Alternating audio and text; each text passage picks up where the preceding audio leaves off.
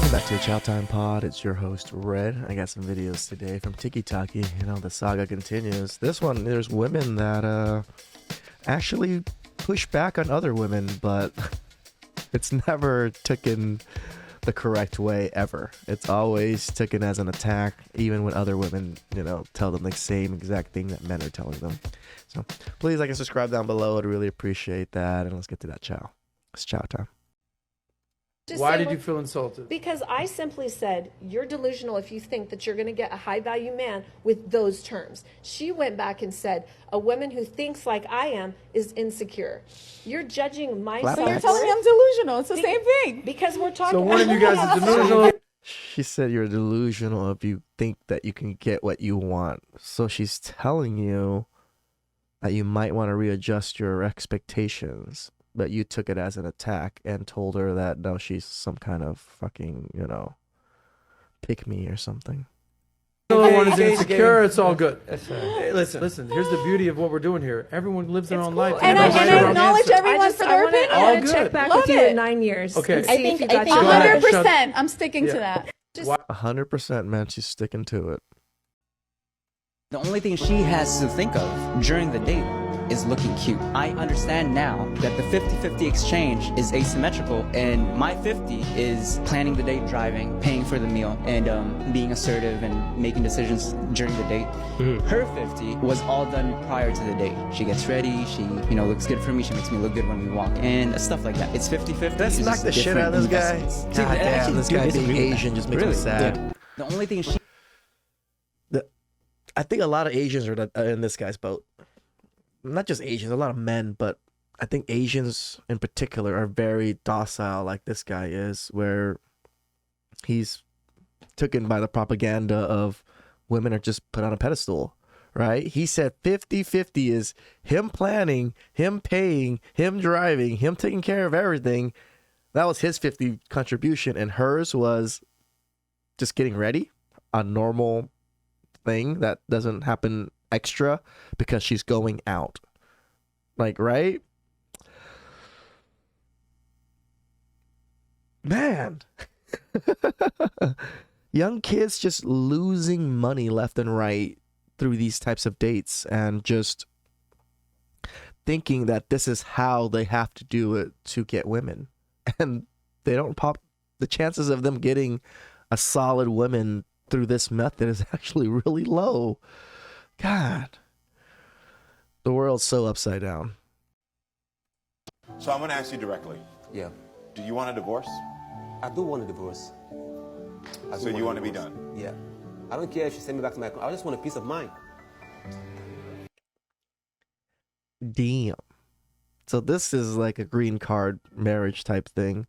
And the man's like, fuck that. I'd rather just go back to my country. I just want a peace of mind. She's not giving me the peace of mind. I'm doing everything for her. I'm not getting that appreciation. When somebody do something for you, you give appreciation. That person will want to do more. So you're hearing this directly. He's saying he At first I thought it said precision. Then I read it. It was appreciation. wants a divorce. Green card, bro Are wants you out. processing it? Are you receiving that? Processing. Yeah. So, that is it. I told her what I want. I want a divorce in the marriage. I mean, he's a good looking man. Decent looking man. And I mean, I don't like talking shit on too much women, so. Because I can't live my life like this. Yeah, that is it.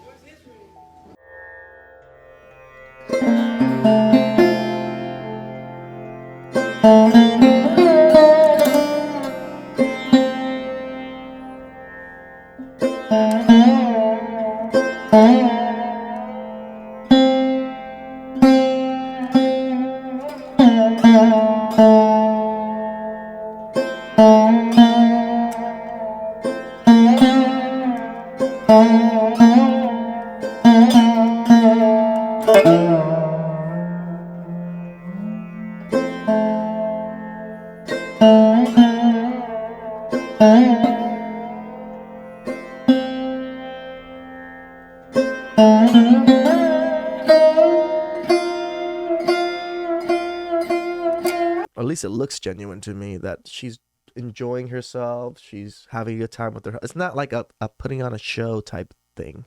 So just saying, looking at her smile looks quite genuine. Yep,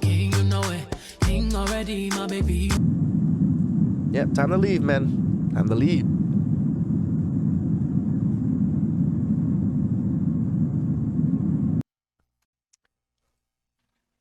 Black women being evicted, it's a very high rate. Let's talk about a possible reason behind it. From what I've been seeing on the internet, men are saying that it's because Black women aren't choosing to date or be with Black men. Okay. As a caveat to that, Black women are higher when it comes to domestic violence. So domestic violence in Black family households is at 46%. So the fact that that rate is so high might be a correlation to why Black women are choosing to live alone as opposed to. I don't even know if those numbers are real. Living with their significant other. Another reason why Black women might be choosing to live alone as opposed to just not wanting to be with a Black man is because African American male homelessness is the highest in the nation. What does that have to do with you being evicted? And the reason why it's probably highest in the nation is because they're males. There's no, back end saving men. There's a back end saving women. There's plenty of shelters for plenty of women. For men, it's just you're homeless. So African American being like the highest rate makes sense to me too, just because men don't get any type of help. So, but what does that have to do with Black women? Like, just because they're homeless, you don't want to be with them, so you rather get evicted? That doesn't, I just like that thought process is weird to me. Am I confused? Out of all the other races, I understand that you're talking about Black women being evicted, but according to the statistics, Black men are already homeless in most cases. Oh, so instead of putting the blame on them or just like taking the accountability that they can't pay their own goddamn bills, it's Black men's fault. Damn. That was a really roundabout way of going about it. Shit. Man. Black women and Asian women just really hate their own men, don't they? I've seen a lot of women on TikTok saying that it is the Black man's fault that Black women are being evicted. And that's not the case. Okay. I don't the think reason so. We are being evicted at a higher rate is because and don't take big offense, but let's make some changes, is because we're not financially responsible. Okay. We're not prioritizing our bills and allocating our funds correctly. Okay. I had one of my residents told me, she said, I have to pay my more important bills first. Now, what's more important than where you live and where all your stuff is? Just, I don't know.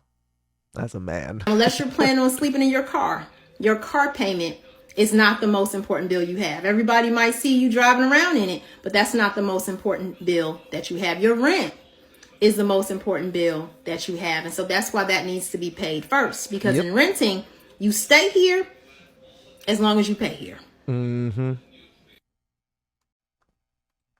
People who never left America don't get it. Every country basically has an Uber Eats, but check these prices out.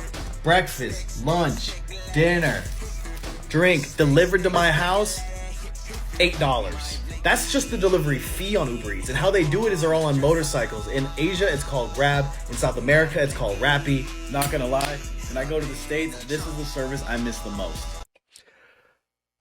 When I went to Cambodia, this service wasn't available yet. The last time I went to Cambodia was in 2009. And I've just been so busy. I haven't traveled. I was married, so I wasn't. Wasn't in the passport bro phase yet. So, but yeah, I loved it there because you can literally get any food you want. There's like homes where the family there cooks literally everything in huge portions, and all you need to do is be like, oh, I want to eat this, I want to eat that, and they'll cook it, and like literally anything you want, like anything. And all you have to do is just go grab it, or they'll bring it up to you. Yeah, just like the moped thing, except we didn't have the grab back in those days. It's just people picked it up from mopeds, and we tipped them $1 or something like that. But it was so cheap. In Cambodia, a meal for me was like $1.25. I had to eat 2 because their portion's a little small for us fatty Americans. So I had to eat 2 times. So it was like $2.50 for a meal, and it was damn good meal. Freshly made noodles. The meat was whatever because Cambodian meat's not the greatest, but everything else was just fresh veggies, fresh just like freshly made fish sauce and everything. It was fucking awesome. A passport bros thought exercise. A guy will go to a foreign country to find a life partner, and this is highly controversial lately because there's good women here in the United States who need partners too, and they don't want to go to a third world country to go find a partner because we know how bad those guys can be. The machismo is real. It's funny, we never the women never talk about how machismo most men are in other countries because they're used to being in the patriarchy, like she said, like they always want to say. So they're used to being the machos, right? And most women here don't like those types of machos. So it's not fair to women to have all the guys in a developed country that are willing to give them equal rights go to another country to find a girl that's going to be loyal to them and not give them a hard time. Because I don't know a country that a woman could go to and go find a male counterpart where that male is actually going to treat her right and allow her to have a job and all that stuff. Correct. This is starting to look really bad for women in that case. So of course they're going to be upset about the whole passport bros culture. Let's make it granular. Let's think about one guy, right? Let's say that there's a woman who wants one guy. She's like, oh, he's good. I'd like to date him. But he's going out of the country to go get a date instead of dating her here in the United States. There's a reason why he's doing that. And you might go, that's not fair. I should have a solid chance of dating this guy. Well, why don't you be more like the kind of girl that he wants to date? Then everybody goes up in arms and be like, Sean, how could you say that? No one should have to change to fit somebody else's heteronormative whatever, blah, blah, blah, blah, blah. Yeah, exactly. Just so that way they can get a date with a guy. He should stay in the country and date here anyway, without girls having to change to be more submissive or whatever. Yeah. But listen to the logic of that. You're trying to force a man to stay in a country and date people he's just not attracted to, so you can have a guy that won't love you because you're not willing to meet him in the middle. Nope. So you're going to shame a man for his preferences. You're going to attack him for his choices. His choices did not hurt you. They just didn't choose you. Now I've raised myself to believe that everything that is unhappy about my world is my fault. 100% agree. Oh, I'll get what 99% agree. There is some things that happen to you that is literally out of your control that, goes against your happiness. That is possible. Car accident might be one, but 99% of the time it's through your own choices and your own, selections of the options out there. If I don't like something, I'm going to change it. If I don't have something I want, I'm going to go find a way to get it. Correct. If I'm unhappy, I'm going to work on that. It all rests on me. Internal locus of control. So being mad at passport bros for leaving is actually really weak behavior. And you want to be respected for being a strong, independent woman, so buck the fuck up. Because frankly, you asked for it, didn't you? So is it misogyny to tell you to buck up because you want equality? Or is it misogyny to say, hey, you shouldn't have to participate in capitalism and work. You should be able to stay soft. Because that version would have probably got you the guy. And I can say that because we're seeing a pattern in these men's preferences. Their dating preferences aren't misogyny. It's just the kind of partner that they want. And we're seeing a pattern in these men by not letting them go find the love of their life in a union that best serves them. Because I tell you what, these guys are also going to be really good to these girls. And that might even make you even more salty that they're going to be good to these girls by the definition. Whoo! In the next 10, 20 years, when all the passport bros get married, settle down, and maybe we'll even have like a little get together and just like do some filming with all the passport bros that I finally made it. Yeah, I'm sure women would be upset at that. Seeing all of these higher caliber gentlemen doing what they want, being loved by women from other countries. That these girls see good.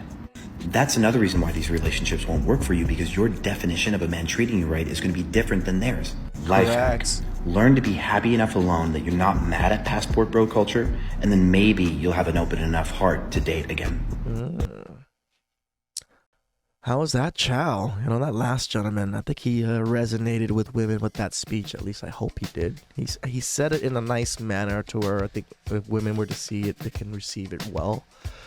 But it's just sad that women, because they lose options, they get upset. So we've seen it. And when they hit 30s and their options are dwindling, they get upset. They come on here and make videos about being post-wall, and then now this is the same very similar thing. It's men just leaving, so they're they're having even less option. And remember, the men that are leaving are usually decently caliber or higher caliber.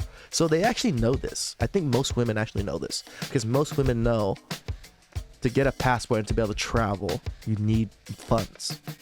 So they know they're losing like a good chunk of a good market that, yeah, he's right. They can't find their love now because that market's leaving. So please like and subscribe down below. I'd really appreciate that. And I'll catch you guys next time.